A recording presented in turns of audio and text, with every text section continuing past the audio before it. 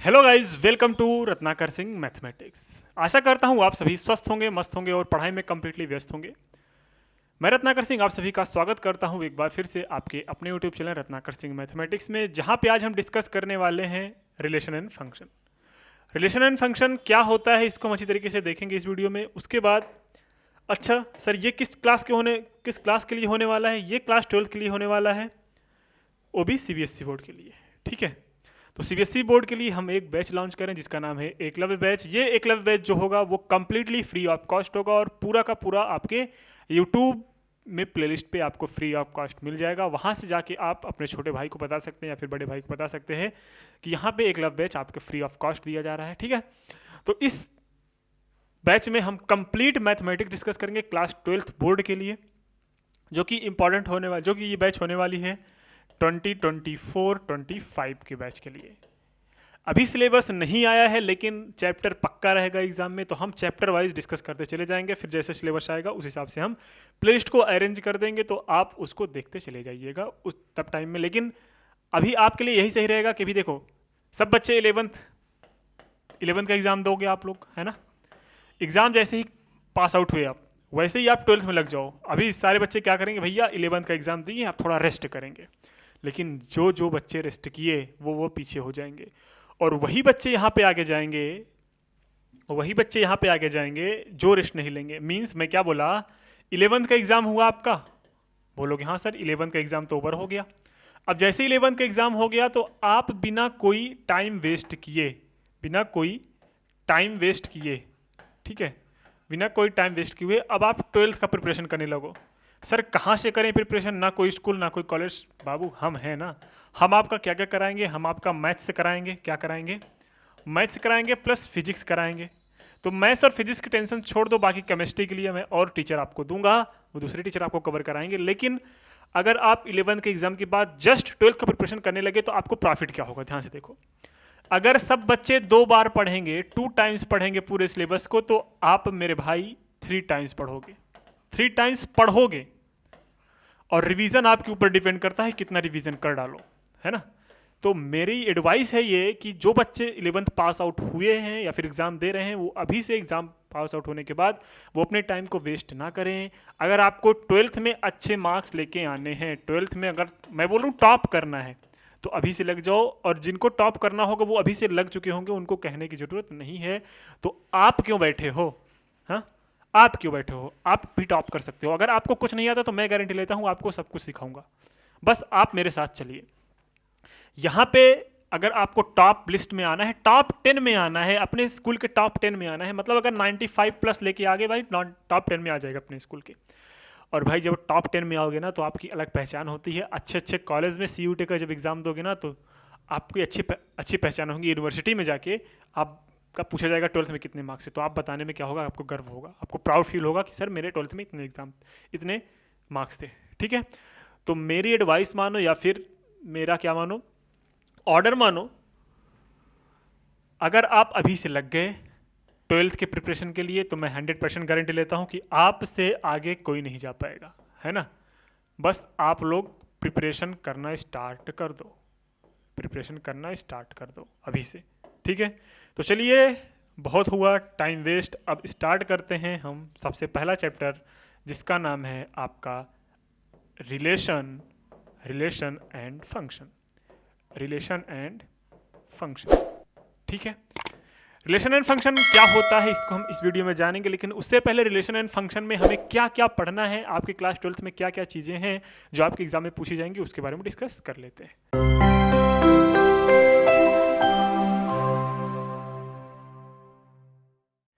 Start करते हैं जो जो हमें पढ़ना है। सबसे पहला आता है आपका unit first, relation and function.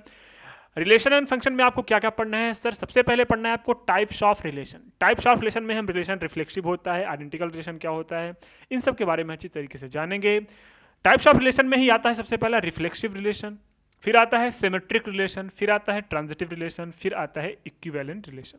ठीक है, 1 to 1। अब फंक्शन के बारे में बात कर रहे हैं, रिलेशन खत्म हो गया, अब हम बात करेंगे फंक्शन के बारे में। 1 to 1 function and on to functions, composite function and inverse of functions, binary operations.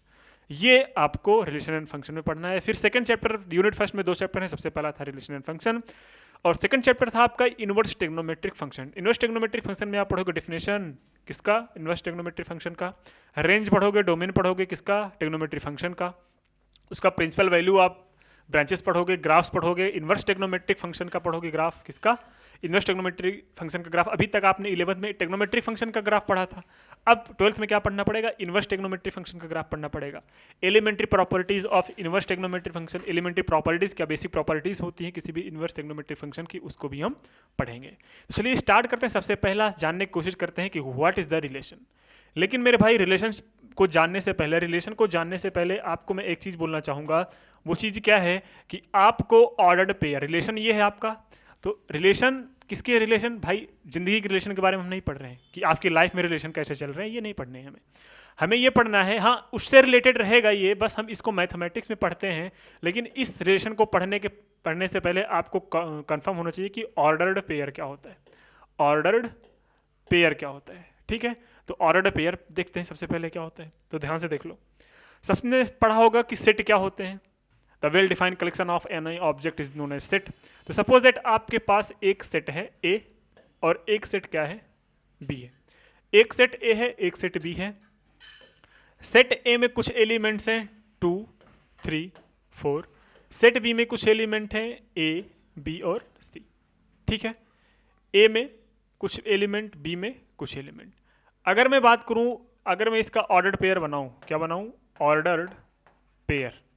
तो ऑर्डर्ड पेयर क्या होगा, हर एक की मैपिंग इससे करो, 2 का ए से कर लो, 2 का बी से कर लो, 2 का सी से कर लो, फिर 3 का ए कर लो, 3 का बी कर लो, 3 का सी कर लो, फिर 4 का ए कर लो, 4 का बी कर लो, 4 का सी कर लो। बात समझ में आ रही है। इसको हम बताते हैं ए क्रॉस बी, एक क्रॉस प्रोडक्ट। मतलब दो सेट्स का क्रॉस प्रोडक्ट कैसे लिखा जाएगा, मतलब 2A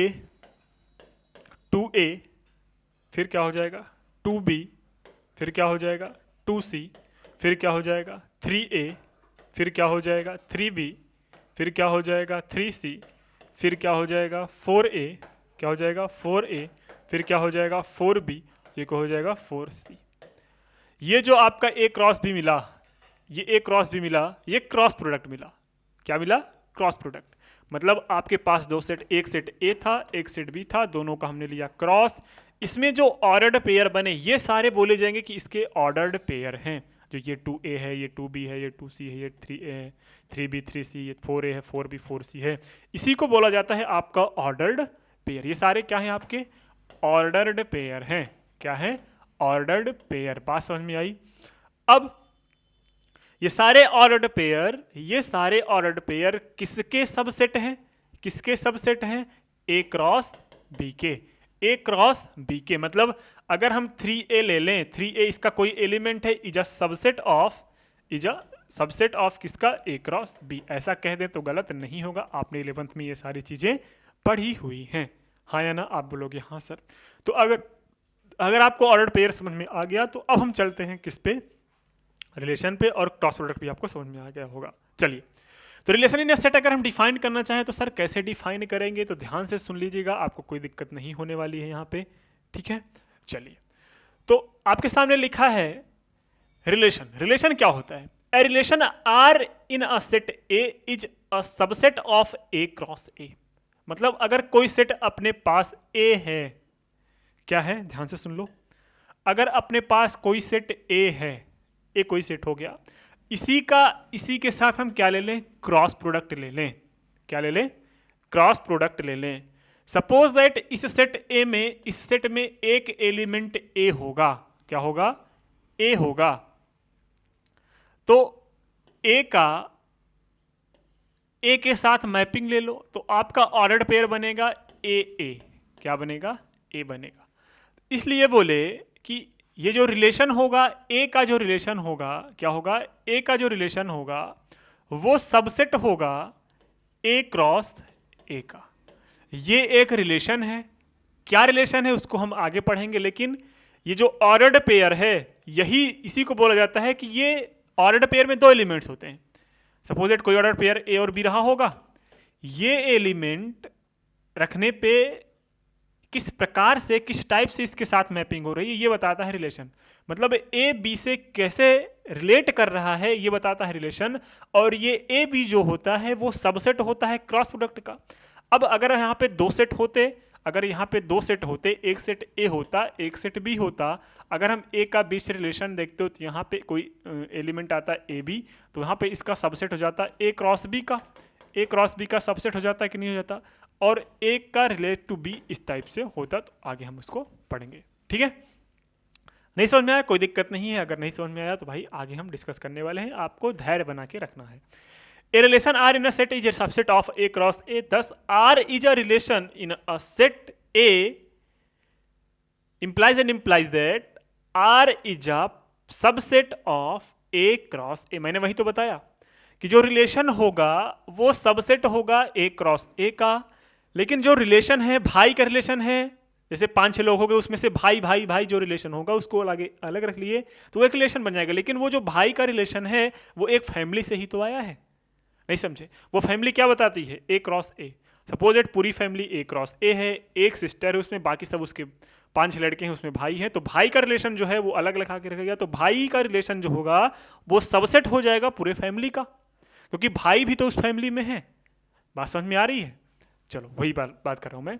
इफ, फिर से देख लो, इफ ए बी कोई ऑर्डर्ड पेयर है जो कि बिलोंग कर रहा है किसी रिलेशन में, then we say that A is related to B and write A related to B। मैंने वही तो बताया कि ये एलिमेंट B से किस टाइप के रिलेट कर रहा है, भाई है, बहन है, माता है, पिता है, क्या है, इसको हम आगे बात करेंगे कि A B से किस तरह से रिलेट कर रहा है।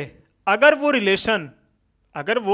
रिलेशन ऐसे कई सारे एलिमेंट्स हो, जैसे A B का भाई है, C B का भाई है ना, लेकिन सी भी का भाई एक से साथ हो सकता है। जैसे यहाँ पे सी डी हो गया, सी भी डी का भाई है, तो ये बहुत सारे एलिमेंट्स है। तो ये बहुत सारे रिलेशन में एक जो एलिमेंट आया वो सबसेट हो जाएगा, वो बिलोंग करेगा किसी रिलेशन में, है ना, बिलोंग करेगा रिलेशन में। मतलब ए और बी बिलोंग कर रहा है जो रिलेशन हमें दिया गया है। उन्होंने बोला भाई का रिलेशन बिलोंग करना चाहिए, तो भाई का रिलेशन ए और बी के बीच में बिलोंग कर रहा है, सी और डी के बीच में बिलोंग कर रहा है। तो ए बी जो बिलोंग कर रहा है अगर कोई रिलेशन, तो इसको हम पढ़ेंगे A relate to B. A related to B, क्या ए रिलेट टू बी या फिर ए रिलेटेड टू बी पढ़ सकते हो। अगर ए से बी रिलेट नहीं कर रहा है तो क्या लिखेंगे, A does not belongs to R. A B अगर does not belongs to R है तो हम बोलेंगे कि A is not related to B and write A does not related to B. बात समझ में आई? एग्जाम्पल देखते हैं, एग्जाम्पल के थ्रू आपको अच्छी तरीके से क्लियरिटी मिल जाएगी, ठीक है। चलो, अरे भाई हट जा, हट जाता पाछने है, सुने हो गाना? हाँ गाना ही सुनना, 11th में और क्या किए हो तुम लोग बेहुदे। चलो मजाक कर रहा था, ठीक है, बुरा नहीं लेना चाहिए। नेक्स्ट क्या है, चलिए एग्जाम्पल के थ्रू देखते हैं कि एग्जाम्पल के थ्रू हमें क्लियरिटी मिल जाएगी कि रिलेशन एक्चुअल में होता क्या है। आपके सामने एक एग्जाम्पल दिख रहा है कि let A is equals to, कोई सेट दिया गया है उसमें कुछ एलिमेंट्स है 1 2 3 4 5 6 and let R be the relation in, जो रिलेशन है किस टाइप का है। देखो रिलेशन जो दिया गया है वो जो रिलेशन है, रिलेशन में क्या क्या चीज़ें आएंगी, जो रिलेशन है वो आएगा कैसे। जो रिलेशन में ए और बी एलिमेंट्स रहेंगे, वो एलिमेंट्स किसका सबसेट होगा आपको पता है, ए क्रॉस ए का, ठीक है। ये जो होगा वो बिलोंग करेगा किसमें, या फिर सच दैट इस टाइप से होगा कि इन दोनों के बीच का जो डिफरेंस आएगा वो कितना आएगा, 2 आएगा। चलो अब सबसे पहले बात, हम ए में बी में वही एलिमेंट्स लेंगे जिनके बीच का क्या हो सकता है, डिफरेंस 2 आ सकता है। तो सबसे पहली बात, जो सेट आएगा, जो रिलेशन आएगा वो क्या क्या आ सकता है, जो रिलेशन आएगा वो क्या आएगा, एलिमेंट्स इसमें ही होना चाहिए। देखो इन दोनों के बीच का डिफरेंस लेते हैं, आता है नहीं आता, इन दोनों के बीच का डिफरेंस लिए नहीं आया, ऐसे से करो। 1 और 2 के बीच का अगर हम एक वैल्यू 1 रख लें, बिग वैल्यू 2 रख लें तो आ रहा है 2, नहीं आ रहा। अगर हम एक वैल्यू 1 रख लें, बिग वैल्यू क्या रख लें, 3 रख लें तो आ जाएगा, नहीं आ जाएगा। चलो छोड़ दो, एक के साथ तो कोई नहीं देगा, एक के साथ तो कोई नहीं देगा, बाकी माइनस में आएगा, तो माइनस हमें लेना नहीं है। चलो नेक्स्ट चलते हैं। 2 के साथ आएगा सर, 2 भी छोटा है, 2 में से 3 जाएगा तो माइनस में आएगा, 2 में से 4 जाएगा तो माइनस में आएगा, 2 में से 6 जाएगा माइनस में आएगा, है ना, माइनस भी हमें नहीं चाहिए। 3 हो सकता है, बिल्कुल हो सकता है, देखते हैं। 3 माइनस 1 चेक कर लो, 3 में से अगर 1 जाएगा तो कितना बचा 1, इसलिए यहाँ पे सबसे पहला ऑप्शन 3 1 ले लिए, तो क्या हो गया यहाँ पे 3 और 1 आ गया। फिर 3 में से 2 जाएगा सर जी 1 आएगा, कोई दिक्कत नहीं, इसमें है ही नहीं, चलो हो गया। अब 4 इधर जाएंगे तो वैल्यू माइनस में आएगी, इधर जाएंगे तो वैल्यू प्लस में आएगी, है ना। अब 4 लेते हैं, 4 में से 1 जाएगा सर 3 आएगा, कोई दिक्कत नहीं। 4 में से 2 जाएगा, हाँ सर ये हो सकता है, 4 में से 2 जाएगा तो हमारा आंसर मिल जाएगा। फिर 4 में से 3 जाएगा 1 बचेगा नहीं, मतलब 5 कर देखते हैं।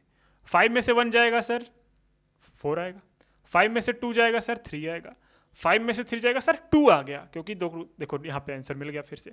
तो 5 में से क्या जाएगा 3 जाएगा तो 2 आ गया। फिर क्या बचा, अब यहाँ पे आपके पास 6 बचा है सर, 6 में से 1 जाएगा तो 5 बचेगा, 6 में से 2 जाएगा तो 4 बचेगा, 6 में से 3 जाएगा 3 बचेगा, 6 में से 4 जाएगा तो 2 बचेगा, तो 6 और 4 आ गया, 6 और 4। तो ये जो रिलेशन आया ये आपका सेटिस्फाइड कर रहा है, ध्यान से देखो तो इसका आंसर क्या आया आपके पास। जो रिलेशन आया तो हम क्या लिखेंगे 3 रिलेट टू 1 और 4 relate to 2, 5 relate to 3 and 6 relate to 4। तो ये जो आया ये आपका सही आया। और हम क्या बोलेंगे क्या नहीं रिलेट कर रहा है सर जी, जो नहीं रिलेट कर रहा है वो आपको साफ साफ दिख रहा है कि 1 does not relate to 3, 2 does not relate to 4, 5 does not relate to 6 etcetera. ऐसे बहुत सारे नंबर्स हैं जो इसमें रिलेट नहीं कर रहे हैं। तो क्वेश्चन कैसे होंगे आपको समझ में धीरे धीरे आ रही हैं चीज़ें, है ना। बस रिलेशन जो होगा उसका सबसेट बनना चाहिए, बाकी आपको कोई दिक्कत नहीं होनी चाहिए, है ना। बस हाँ रिलेशन क्या मांग रहा है, हमें आंसर में क्या देना है वो आपको पता होना चाहिए। अब हम चलते हैं थोड़ा टाइप्स ऑफ रिलेशन के ऊपर। क्या चलते हैं टाइप्स ऑफ रिलेशन के ऊपर और समझने की कोशिश करते हैं। लेकिन उससे पहले कुछ और डेफिनेशन है, ये 11th का डेफिनेशन है लेकिन समझ लेते हैं क्या है डेफिनेशन, ठीक है। Domain and range of relation, किसी भी रिलेशन का डोमेन क्या हो सकता है, रेंज क्या हो सकता है, इसको अच्छी तरीके से जानने की कोशिश करते हैं।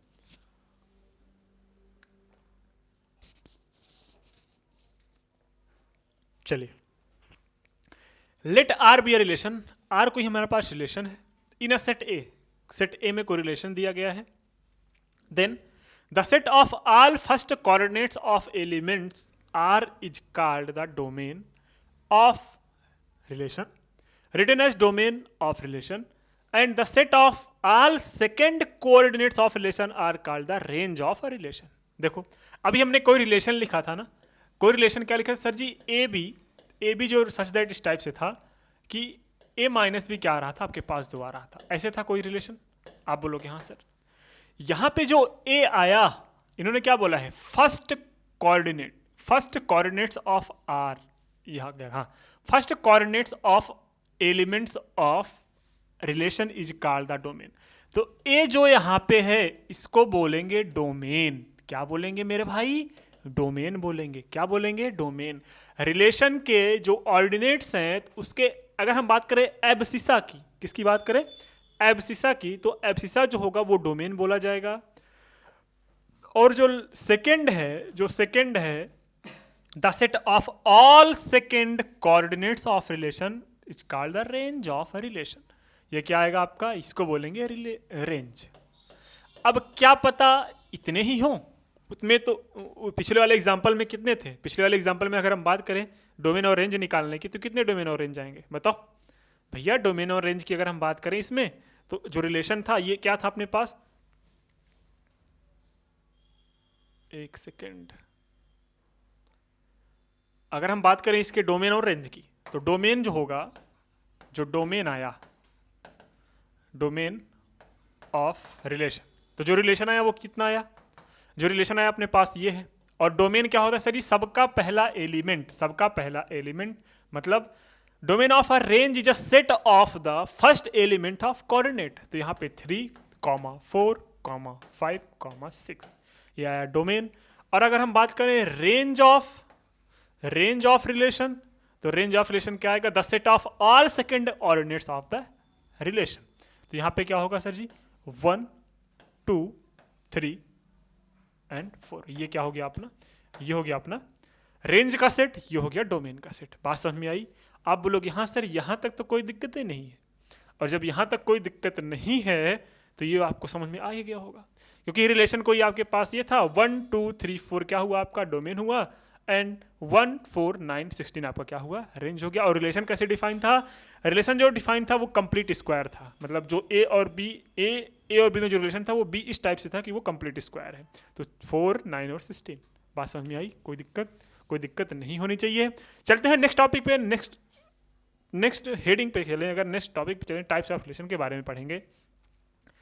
तो सम पार्टिकुलर टाइप ऑफ रिलेशन के बारे में सबसे पहले आता है इम्पटी रिलेशन और वर्ड रिलेशन।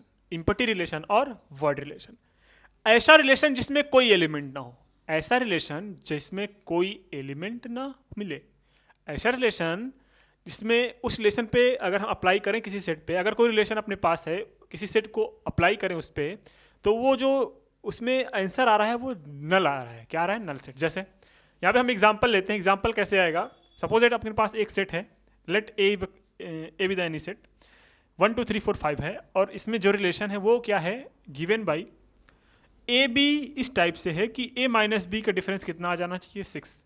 अब आप इसमें कितना भी डिफरेंस निकाल लो, इसमें कितना भी डिफरेंस निकाल लो, आंसर कतई 6 नहीं आने वाला है।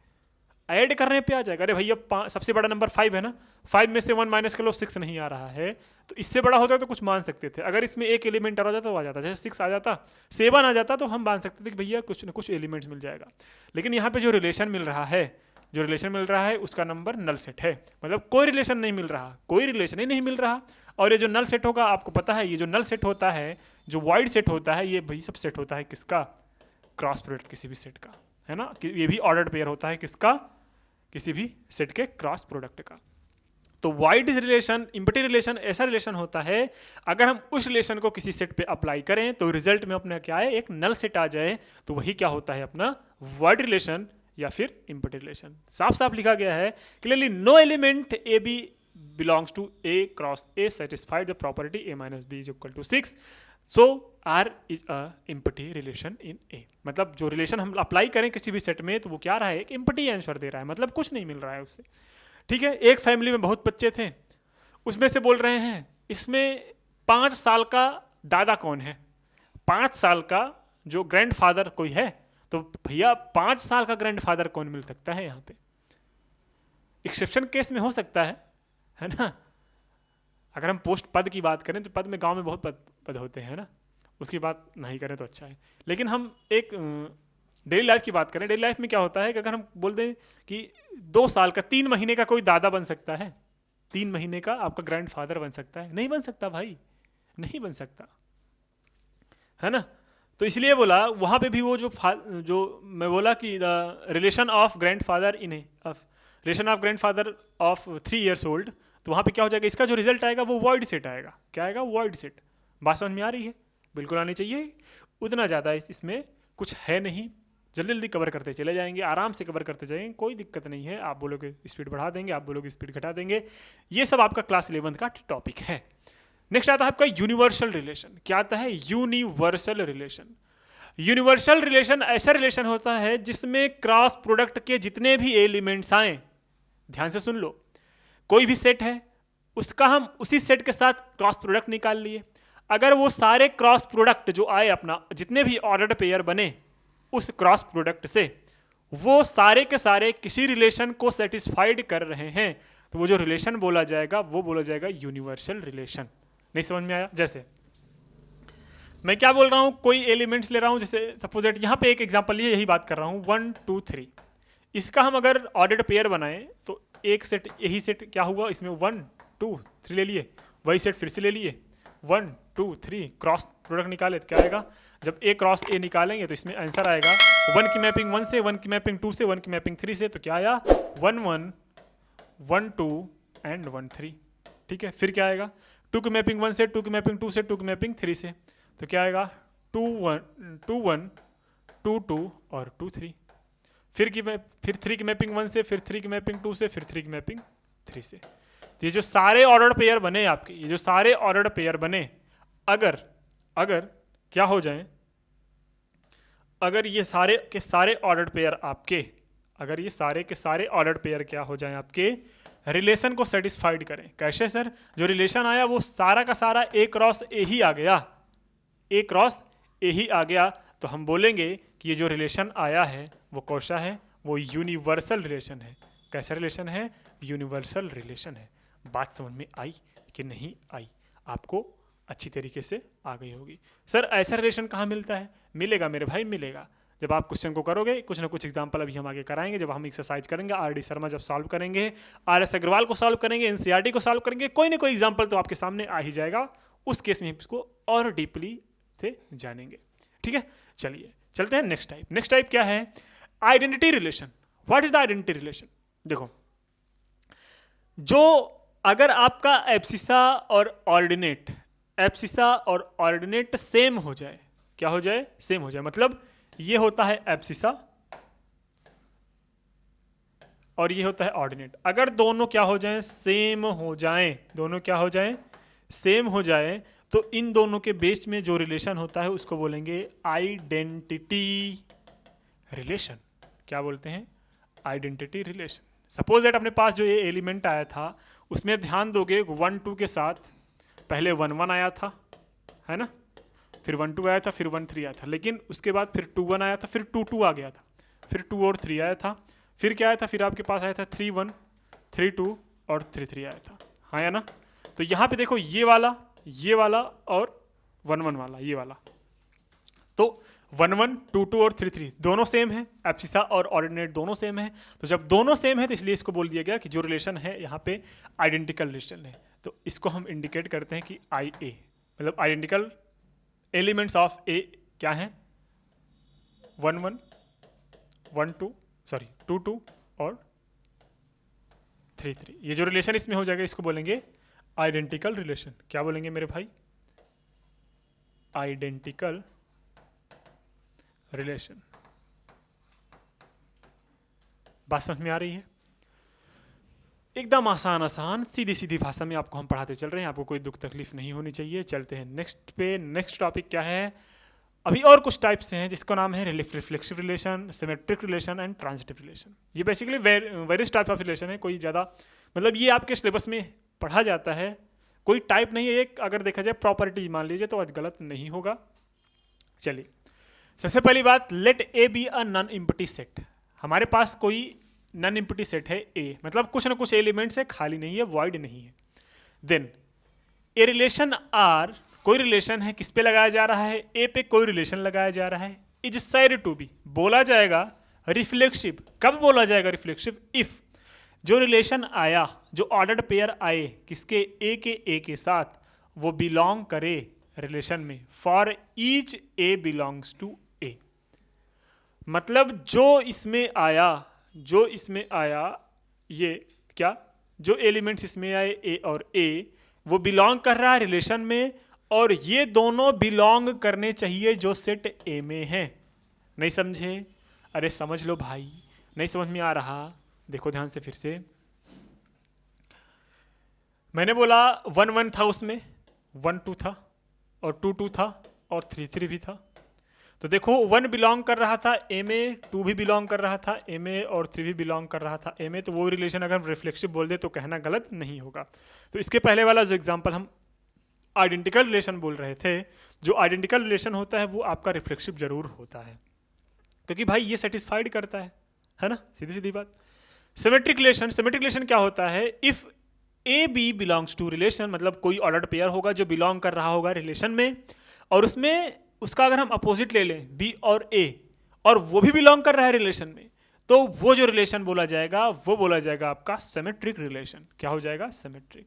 मतलब ए रिलेट टू बी क्या हो, इज इक्वल टू हो बी रिलेट टू ए के for all A B belongs to किसके हो जाए, ए के। मतलब जैसे मैंने बोला कि ऐसे दो नंबर्स लो जिनके बीच का डिफरेंस 0 आ जाए, तो 5 और 5 हो गया, और क्या हो जाएगा, और ये एक सेकंड कुछ और ले लेंगे। कोई एग्जांपल लेते हैं, कोई एग्जांपल कैसे लेंगे, एक सेकंड। चलो कोई रिलेशन ले लेते हैं। रिलेशन कोई इस तरफ से है कि ए जो है, जो बी है वो ए के स्क्वायर का है, ठीक है, तो यहाँ पे हम क्या ले लें, ये भी नहीं होगा, ये भी कोरिलेशन नहीं होगा। अभी याद नहीं आ रहा है ना कोरिलेशन, तो अभी हम बताएंगे आगे चल के, जब एग्जांपल बताएंगे तो उसके लिए आपको टेंशन लेने की जरूरत नहीं है, एक एग्जांपल के थ्रू तीनों क्लियर करा देंगे। ठीक है, चलो बस इतना जानो कि अगर ए रिलेट टू बी कर रहा है तो वही रिजल्ट किस में आएगा, बी रिलेट टू ए में। मतलब अगर हम बोल दें जो कम्यूटेटिव होती है, कम्यूटेटिव नहीं होती, उसको बोलते हैं एसोसिएटिव प्रॉपर्टी होती है, वो इसमें लग रही है, तो हम बोलेंगे सिमेट्रिक। ठीक है, तो सिमेट्रिक रिलेशन क्या होता है, अगर अपने पास कोई ऑर्डर पेयर बिलोंग कर रहा है रिलेशन में और उसका उल्टा भी क्या बिलोंग कर रहा है रिलेशन में, तो हम उसको बोलेंगे वो कैसा रिलेशन है, सिमेट्रिक में। जैसे एक दो कोई रिलेशन है और दो और एक कोई रिलेशन का ही दोनों सबसेट है, दोनों एलिमेंट्स है किसके, रिलेशन के। कोई किसी सेट ए में किसी सेट अपने पास ए है, इसमें कोई रिलेशन अप्लाई करने पे इसमें क्या कर रहे हैं, इसमें कोई रिलेशन अप्लाई किया हमने। एक बार अच्छी तरीके से और देख लो यार इसको, नहीं तो बोलोगे सर। मैंने बोला अपने पास कोई सेट ए है, यहाँ पे कोई एलिमेंट होगा, इसमें हमने कोई क्या अप्लाई किया, रिलेशन। क्या अप्लाई किया, रिलेशन करने के बाद आपके पास दो ऑर्डर पेयर आए, कौन कौन से सर जी, एक आया ए और बी और दूसरा आया क्या, बी और ए। एक आया ए और बी, दूसरा आया बी और ए, और जो रिलेशन है वो तीनों को बिलोंग कर रहा है, ये दोनों बिलोंग कर रहा है। और यहाँ पे देखो कि ये दोनों क्या है, एक सिमेट्रिक। मतलब अगर हम इसका इमेज बनाएं, यहाँ पे अगर हम क्या रखते हैं, मिरर, जब मिरर बनाएंगे तो यहाँ पे ये बी पहले आ जाएगा, ए पहले बाद में आ जाएगा, तो इसको बोलेंगे सिमेट्रिक। क्या बोलेंगे, सिमेट्रिक। तो रिलेशन कैसा है, सिमेट्रिक रिलेशन है। कैसा रिलेशन है, सिमेट्रिक। एक ऐसा रिलेशन लगा रहे हैं कि जो सिर्फ सिमेट्रिक एलिमेंट्स को दे रहा है। कैसे एलिमेंट्स को, सिमेट्रिक। जैसे यहाँ पे मैं पहला दे दूँ 3 और 2, तो दूसरा क्या आ जाएगा, 2 और 3 भी हो सकता है ना। बात समझ में आ रही है, बिल्कुल आ रही होगी। फिर आता है अपना ट्रांजिटिव। क्या आता है, ट्रांजिटिव।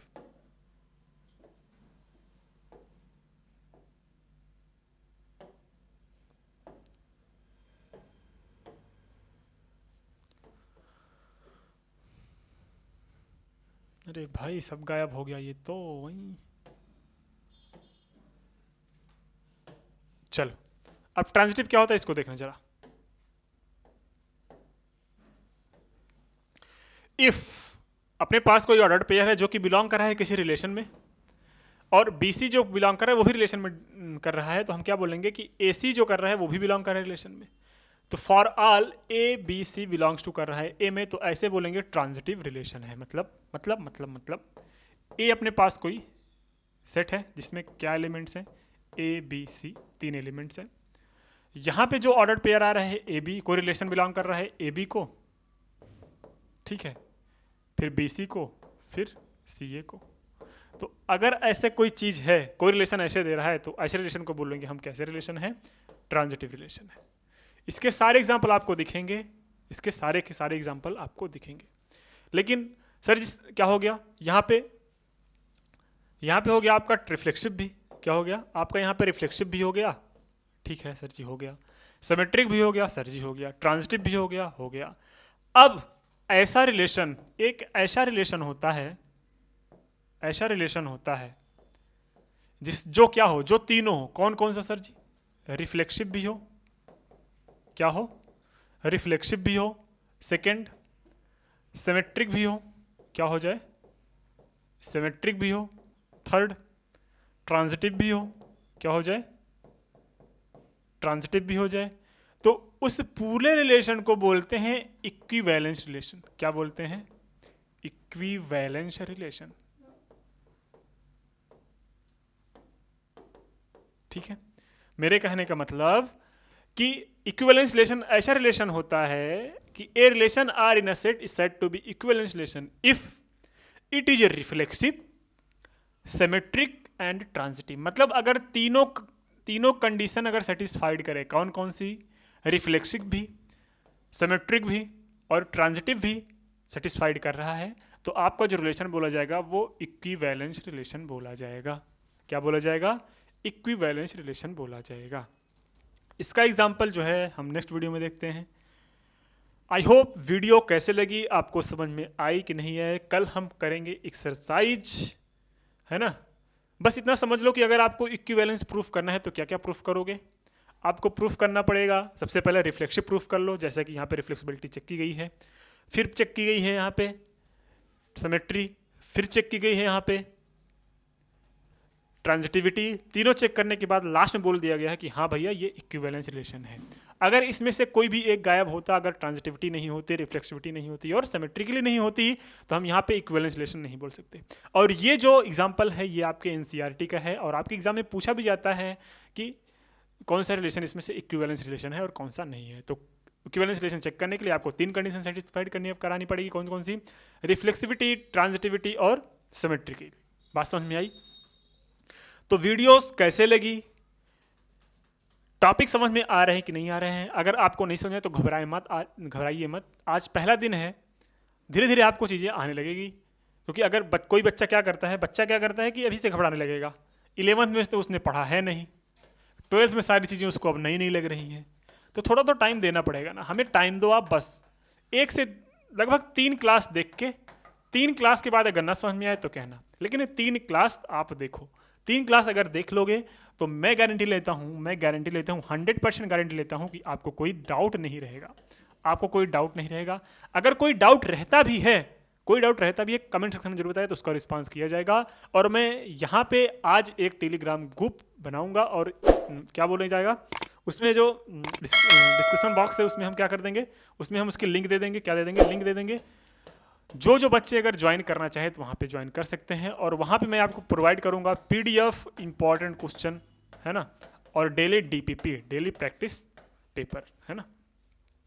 तो ठीक है, मिलते हैं नेक्स्ट वीडियो में। वीडियोस कैसे लगी, अगर अच्छी लगी हो तो कमेंट सेक्शन में जरूर बताइएगा। मिलते हैं, तब तक शुभ रात्रि, जय हिंद एंड बाय बाय।